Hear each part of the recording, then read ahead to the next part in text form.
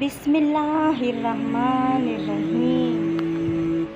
مولانا رومی رحمۃ اللہ علیہ فرماتے ہیں، ایک صوفی شب بیداری میں اللہ کا ذکر کر رہا تھا۔ شیطان نے کہا، اے صوفی، خاموش رہ، تیرے ذکر کا کیا فائدہ کہ اللہ کی طرف سے تو کوئی جواب ہی نہیں آ رہا۔